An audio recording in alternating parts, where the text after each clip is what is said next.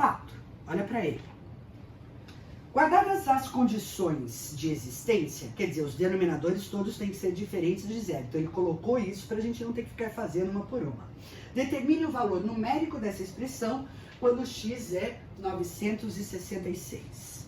Bom, primeiro, eu simplifico a expressão para depois substituir o valor numérico, porque pode ser que algumas contas aqui sejam desnecessárias pela simplificação, então eu substituo só depois da minha expressão simplificada. Então eu tenho que identificar quais são os produtos notáveis que eu tenho aqui. Ou, como é que eu faço para fatorar essa expressão? Vou olhar no primeiro parênteses que tem aqui e vou lembrar da primeira regra básica de fatoração. Tem algum termo ou algum fator comum que se repete? Ou algum fator que se repete para cada uma dessas parcelas? Você diz assim para mim, tem. Nesse primeiro parênteses, o x se repete. Então, o que você faz? Põe o x em evidência. Vai tirar um x de cada um desses pontos aqui. Então, tá, sobra x² menos 14x mais 49. Agora, eu vou para o segundo parênteses ali. E ali eu noto que não tem ninguém que se repete para todos os termos ao mesmo tempo. Então, eu venho aqui e separo. Eu vou fazer um agrupamento. Muito bem. Então, eu começo nesse agrupamento aqui. Vou meter um colchete para a gente não confundir. Para esses dois primeiros termos, qual é o seu fator comum? O x. Então, o que nós vamos fazer? Colocar o x em evidência. Eu tiro ele aqui na frente, multiplicando a minha diferença. Tá, mais. Agora eu vou olhar para os dois últimos termos. Qual é o meu fator comum aqui? É o 7. O que você faz? Põe o 7 em evidência. Muito bem. Lá embaixo, todo mundo, ou a expressão toda está fatorada, mas dentro dos parênteses, ó, eu ainda tenho algumas simplificações para fazer. Por exemplo, nesse primeiro parênteses, eu reconheço uma diferença de quadrados. O que você faz?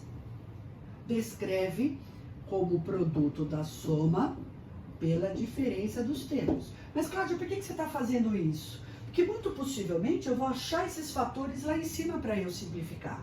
Então, eu nunca vou distribuir, eu vou desenvolver. Eu sempre quero fatorar. Tá bom. E nessa parte aqui, ó, o 2 se repete. O que você faz? Põe esse 2 em evidência. Olha para os dois últimos aqui. O que se repete para as duas parcelas? O 7. Colocando o 7 em evidência, você obtém x menos 7 aqui embaixo. Então, aqui eu não tenho muita coisa para fazer. Está todo mundo em multiplicação, eu deixo lá. Volto para o meu reconhecimento. Tá vendo aqui? Trinômio quadrado perfeito. Ok. Então, eu vou mexer naquilo que ainda pode ser fatorado. Ali dentro, 3 termos, ó, x² menos 14x mais 49. Reconheço isso como um trinômio. Como é que você fatora? Escreve x menos 7 ao quadrado. Vamos verificar, ó. Quadrado do primeiro, menos 2 vezes o primeiro pelo segundo, mais o quadrado do segundo. Já nesse outro colchete aqui, existe um fator comum, que a gente vai pôr em evidência. Então, tá, eu vou pôr esse a menos b, multiplicando o que sobrou lá nos meus colchetes. O que sobrou? X mais 7. Quando você chega nesse ponto, praticamente você matou a questão. Por quê? Porque agora eu tenho a expressão inteirinha fatorada no numerador e no denominador. Vamos simplificar então, olha. Eu tenho um x mais 7 aqui, que eu vou cortar com x mais 7 lá em cima. Que mais? Eu tenho 2x menos 7, x menos 7 ao quadrado, que serão simplificados com esses aqui de baixo. E o que mais? A menos b, eu simplifico com a menos b lá embaixo. Vamos organizar. O que sobrou? X sobre, aqui sobrou 2 vezes 7, 14. Essa é a minha expressão simplificada.